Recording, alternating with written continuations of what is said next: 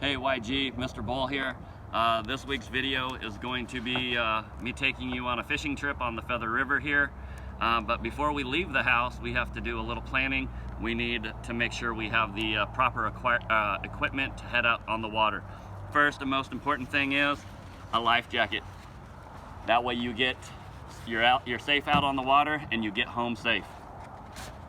Make sure you have a flashlight just in case something happens and you're stuck after dark. You don't want to be wandering around or stuck on the water at dark. Fire extinguisher, always a good thing to have if you're out on a boat. And I have an air horn. Other people have a whistle. I think these are actually required to be out on the water. Instead of yelling, you hit the horn, people know you're in trouble, they come and help you out. A couple other things that are important to have out on the water. Bug spray, sunscreen is another one. Also, this thing right here, the oar. If your motor breaks down, you need to be able to row yourself over to the shore. This is a must-have. And last but not least, this is a cool item. It doesn't cost a whole lot. This is called the life straw. I'm wearing my life jacket. If you look up the river, you'll notice that there's quite a few snags and a lot of wood in the water. That is why it's mandatory if you're out on the water to make sure that you have the life jacket on, okay? Another thing, hat, sunglasses to help with the glare so you can see any of the snags that are coming at you. A snag is a piece of wood underneath the water that's sticking up. We call it a snag because it can snag you if you go by it. All right, so today we're gonna be fishing for bass here along the river. I have just a regular spinning rod. I'm fishing with a lure called a bomber, okay? And so I'm gonna show you real fast, just a basic technique. So what you need to do is this is called the bail here, this wire, roll it over, catch it with your finger. So when you look out, I'm gonna pick a point on the water, kind of like shooting a free throw. You pick the spot, or shooting a basket, you pick the spot, you're gonna throw to it. So I'm gonna throw kind of towards that piece of wood or that snag in the water. I'm gonna go there and swing it right by it. Okay, so how do you reel in? As soon as you start to reel in, the bail goes over and then you can reel in your lure. Okay, if you want to take a look at the lure in the water. So if you look at the lure in the water, the action in which it does, I don't know how well you can see that, that is what brings the fish. Okay, it's mimicking a crawdad. So it looks like a natural prey to them, and that is why they hit it. It has the orange eyes, and it looks like it has the body of a crawdad. You'll notice the two hooks there. Later on, I will tell you a nice little story about a month and a half ago, my wife hooked me with one of those in my finger. So I will show you the bloody mess that it caused. It's not a pleasant thing to see.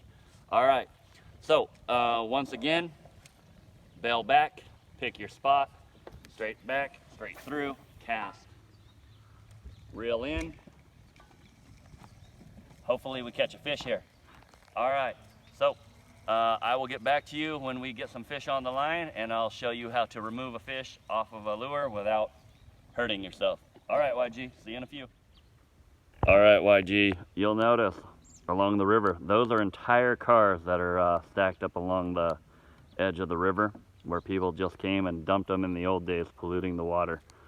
You can see there are big snags underneath the water. What makes those dangerous is the current. So if you're out here swimming and you don't have a life jacket on and you get tired and you try to make it to shore, guess what? You don't see those underneath the water and you get stuck. Okay, so that's one of the reasons why I'm saying, hey, once you always come out here, and everybody says, hey, if you come out here to the river, make sure, look at this, that's a tree that has gone into the water.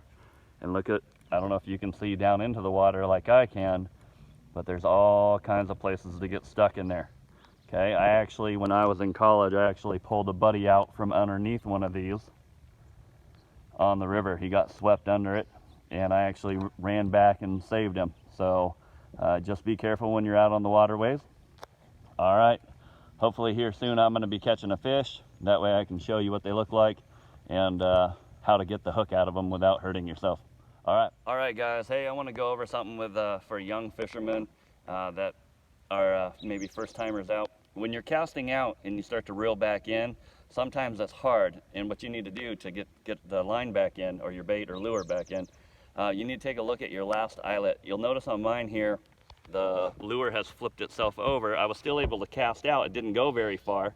So what you need to do is pull this down, see what direction you need to take it, and drop it. And what it does is now it's going back through the eyelet. There's no knot.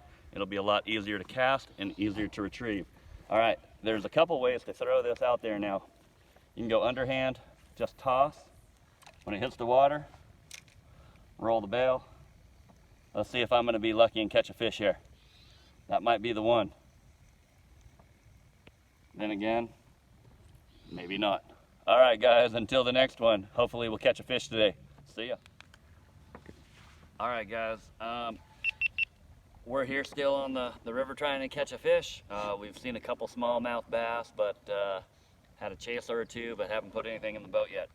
Salmon are jumping on the river, so I decided to switch over and try to catch me a big guy. We have a lure here. It's called a quick fish, and you can see it's quite a bit bigger than the other lures we were using before. Ball bearing swivel there on it, and I'm using a different kind of reel. This is called a bait caster. The difference is you just have to push the button here and throw. So I'm going to demonstrate that. You'll also notice that the pole is a lot larger pole. I also have a 1 ounce weight there tied onto the lure with the leader. The leader is about, I don't know, 48 inches, so 4 feet. So I'm going to push the button, keep my thumb on the reel so it doesn't backlash on me. I'm going to take it and throw it out there. Then I'm going to allow the lure with the weight to go down to the bottom. The weight will hit the bottom, the lure will float up on the leader, and hopefully in a short period of time we'll have a salmon swim by and decide to take that bait. All right, well, hopefully we catch a fish here. I'll show you when we do. See ya.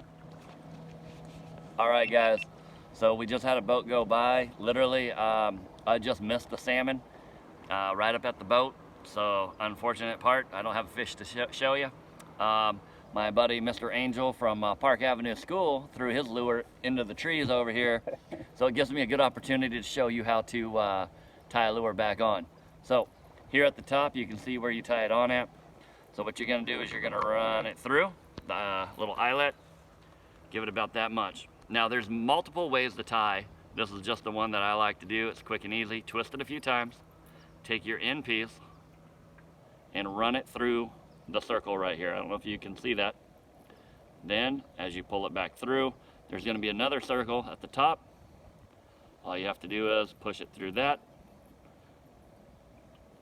I'm making it look tougher than it really is for some reason, because the boat's not rocking anymore because the other boat, but there's the circle right there at my fingers. Run it back through it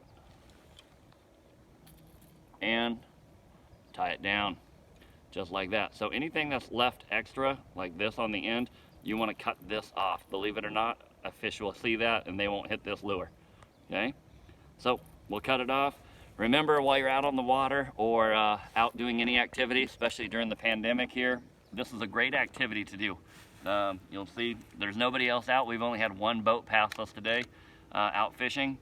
Make sure you're drinking plenty of water, staying hydrated, and remember your social distancing. All right, guys. All right, guys, we're out on the river again, and Miss Bole just caught a striper. So I'm going to show you how to take the hook out. So we used the net, and this fish was fighting pretty good. So we have a pair of pliers. So we're going to use a pair of long needle nose pliers to get the hook out of its mouth. As you can see, it took it in there pretty good. And it's fighting back and forth. The fish is loose now. Alrighty, so I'm gonna get the hook out of the way. About a month and a half ago, I told you guys I'd tell you the story. About a month and a half ago, something similar.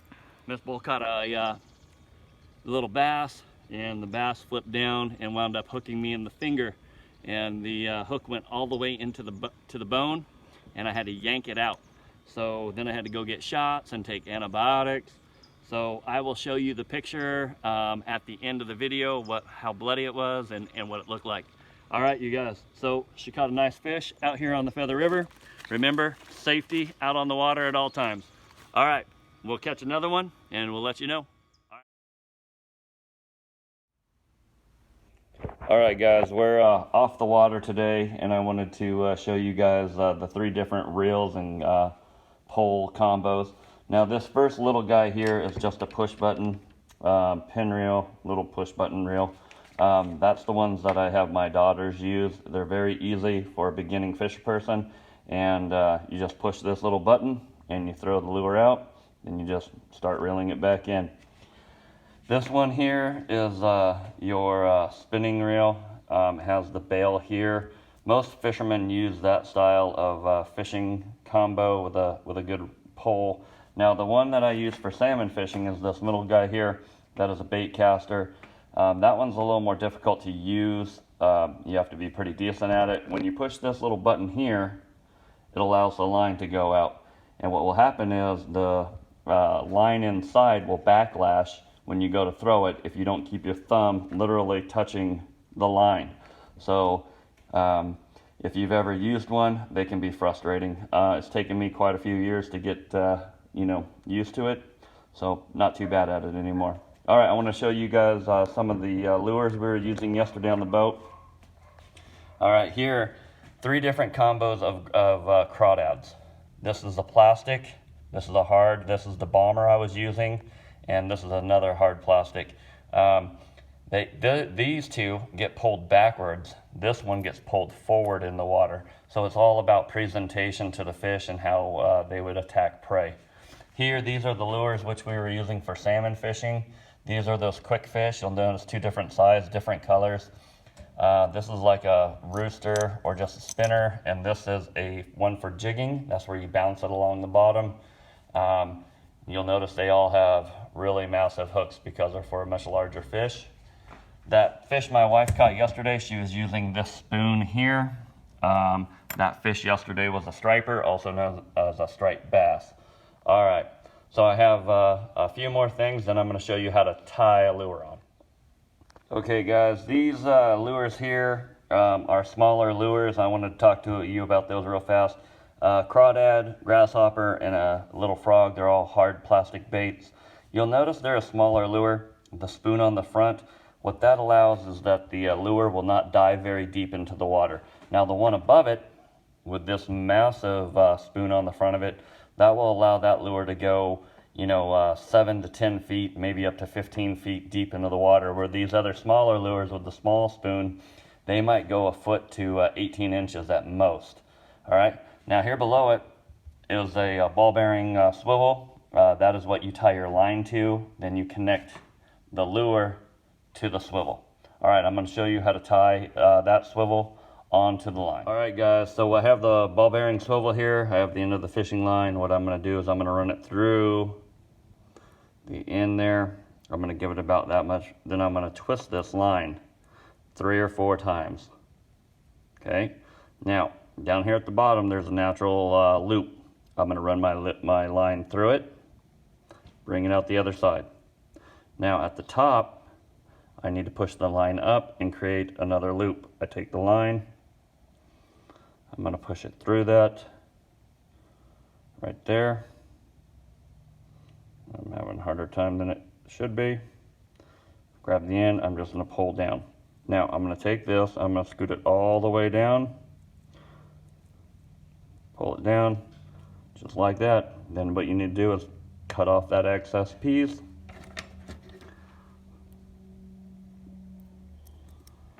And now you are ready